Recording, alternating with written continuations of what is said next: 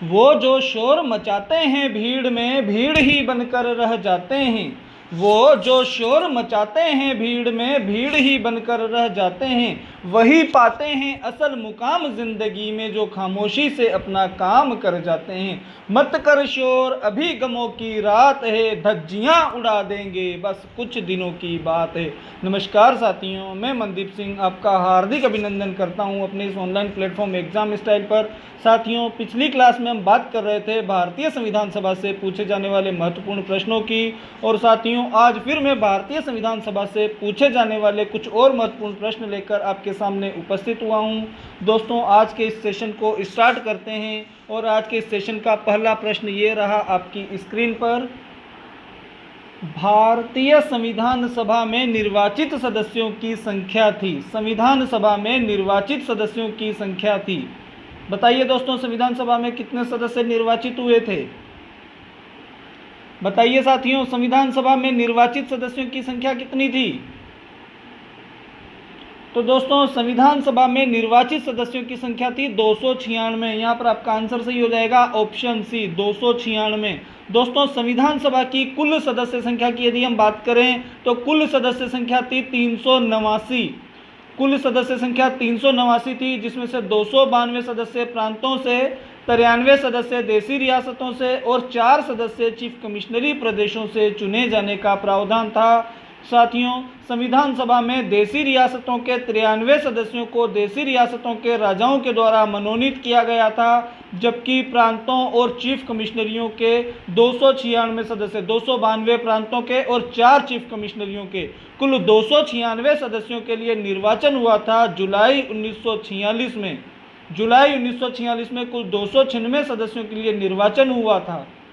और दोस्तों, संविधान सभा में निर्वाचित सदस्यों की संख्या कितनी हो जाएगी? यहाँ पर 296 हो जाएगी, जबकि मनोनीत सदस्यों की संख्या पूछी जाए तो 93 सदस्य, 93 सदस्य मनोनीत हुए थे। दोस्तों, नेक्स्ट क्वेश्चन, संविधान सभा की पहली बैठक की अध्यक्षता किसके द्वारा की गई थी? पहली बैठक के बारे में पूछा गया है साथियों। संविधान सभा की पहली बैठक की अध्यक्षता किसके द्वारा की गई थी?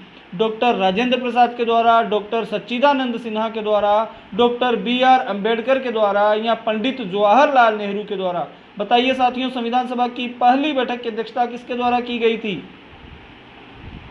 तो दोस्तों, इस प्रश्न का जो सही आंसर है वो हो जाएगा ऑप्शन बी, डॉक्टर सच्चिदानंद सिन्हा। दोस्तों, संविधान सभा की पहली बैठक के बारे में हम आगे भी चर्चा कर चुके हैं। पहली बैठक कब हुई थी? 9 दिसंबर 1946 को कौंसिल चैम्बर के पुस्तकालय भवन नई दिल्ली में हुई थी, जो कि वर्तमान में भारत का संसद भवन है। और दोस्तों, पहली बैठक का जब हमने संविधान सभा की पहली बैठक आमंत्रित की थी, उस समय संविधान सभा के पास अपना अध्यक्ष नहीं था, या संविधान सभा में अध्यक्ष के लिए चुनाव नहीं हुआ था, और वरिष्ठता के आधार पर ही डॉक्टर सच्चिदानंद सिन्हा को संविधान सभा की पहली बैठक की अध्यक्षता करने का दायित्व सौंपा गया था। दोस्तों, संविधान सभा में डॉक्टर सच्चिदानंद सबसे वयोवृद्ध सदस्य थे, सबसे उम्रदराज सदस्य थे, और इसीलिए डॉक्टर सच्चिदानंद सिन्हा को संविधान सभा की पहली बैठक की अध्यक्षता करने का कार्य सौंपा गया था। साथियों, चलिए नेक्स्ट क्वेश्चन। दोस्तों, संविधान सभा के द्वारा उद्देश्य प्रस्ताव पारित किया गया था। संविधान सभा ने उद्देश्य प्रस्ताव को कब पारित किया था? बताइए दोस्तों, संविधान सभा के द्वारा उद्देश्य प्रस्ताव कब पारित किया गया? तो दोस्तों, इस प्रश्न का जो सही आंसर है वो हो जाएगा ऑप्शन बी, 22 जनवरी 1947 को। दोस्तों, संविधान सभा में उद्देश्य प्रस्ताव किसके द्वारा प्रस्तुत किया गया था? तो पंडित जवाहरलाल नेहरू के द्वारा प्रस्तुत किया गया था। कब प्रस्तुत किया गया था?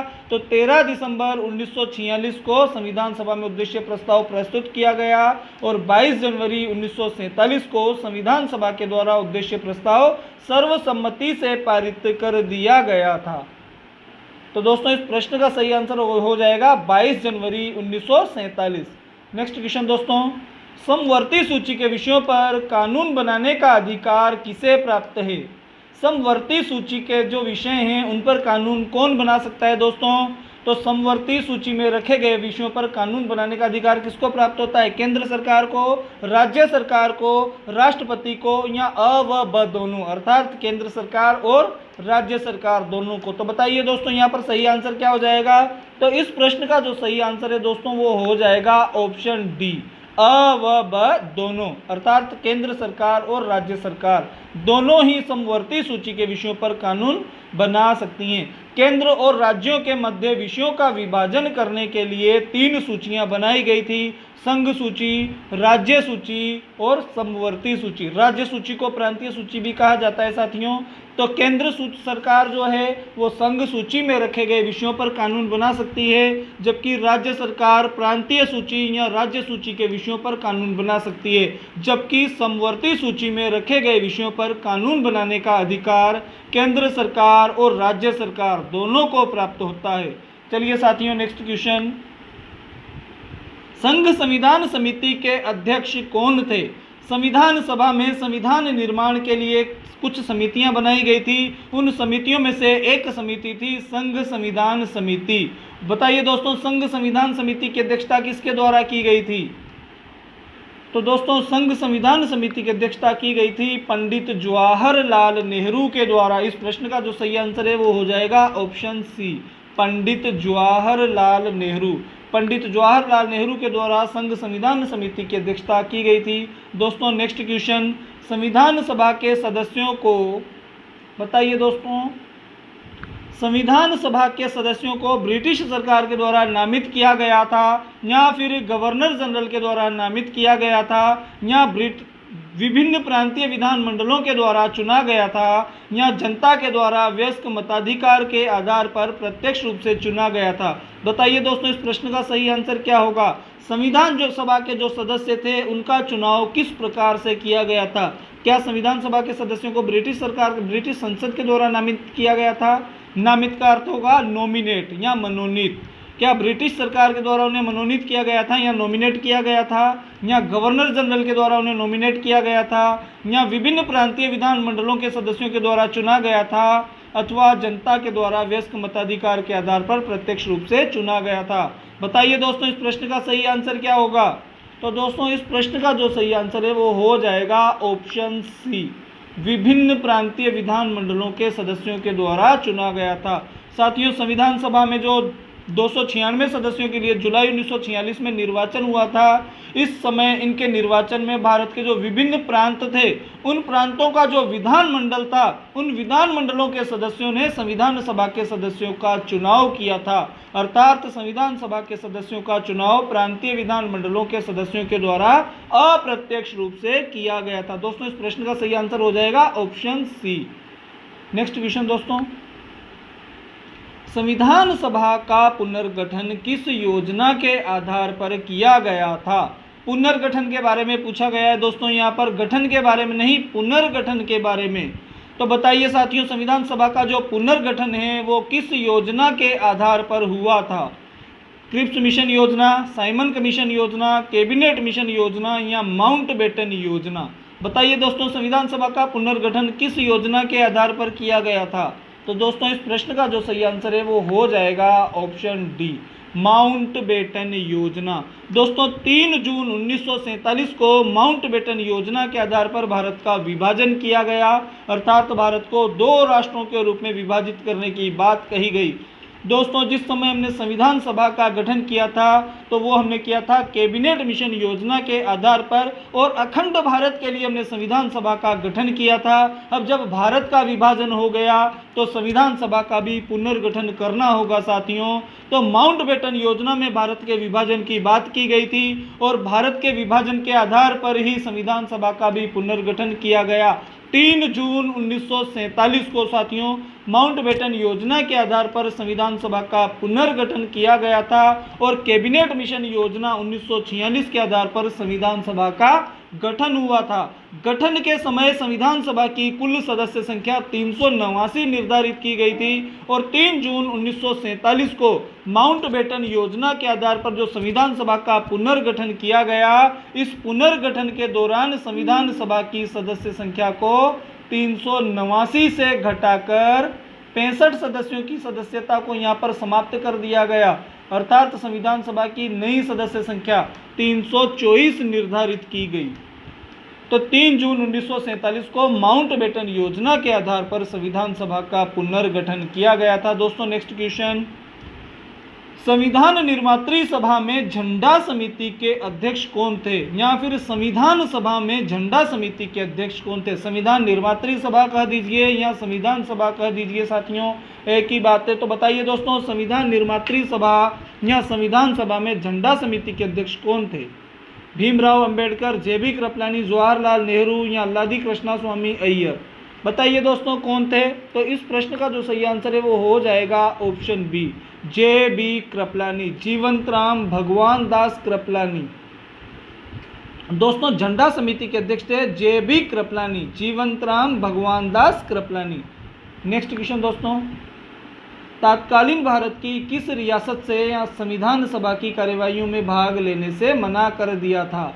तत्कालीन भारत की किस रियासत ने संविधान सभा की कार्यवाहियों में भाग लेने से मना कर दिया था अथवा भाग नहीं लिया था?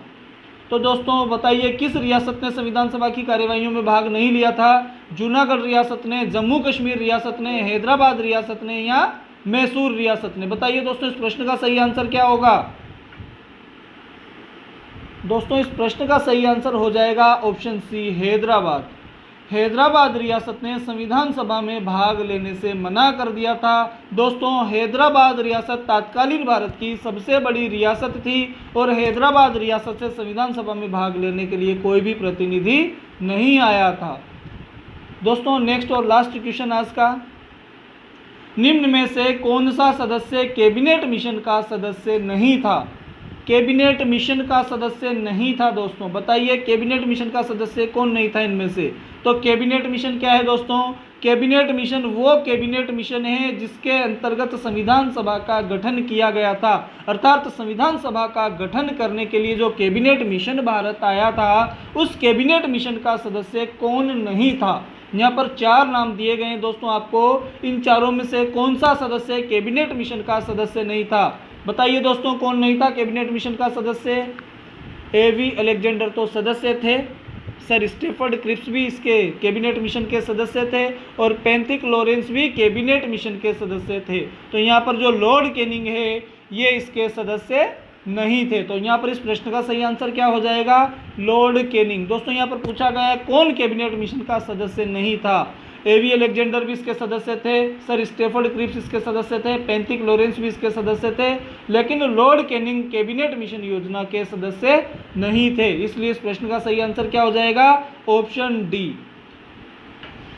ओके साथियों, आज के सेशन में आपके लिए इतना ही। कल फिर उपस्थित होंगे आपके लिए एक और वीडियो लेकर और इसी प्रकार हम आपके लिए दिन प्रतिदिन नए नए वीडियो लेकर उपस्थित होते रहेंगे साथियों। यदि आपको हमारा वीडियो अच्छा लगा हो तो हमारे इस वीडियो को ज़्यादा से ज़्यादा शेयर करें, लाइक करें और कमेंट करें। दोस्तों हमारे इस YouTube चैनल को सब्सक्राइब भी ज़रूर करें और साथियों सभी विषयों के महत्वपूर्ण नोट्स प्राप्त करने के लिए आप हमारी वेबसाइट www.examstyle.com पर भी विजिट कर सकते हैं। साथियों आप करंट अफेयर्स से और नए नए नोट्स प्राप्त करने के लिए आप हमारे किसी भी ग्रुप को ज्वाइन कर सकते हैं।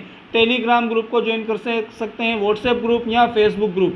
तीनों ग्रुपों के तीनों ग्रुप्स को ज्वाइन करने के लिए जो लिंक है वो मैंने आपको डिस्क्रिप्शन बॉक्स में दे दिया है साथियों।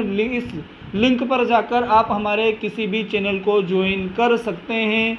ठीक है साथियों, धन्यवाद। हमारे और वीडियो देखने के लिए आप हमारे चैनल को ज़रूर सब्सक्राइब करें साथियों। Okay, thank you.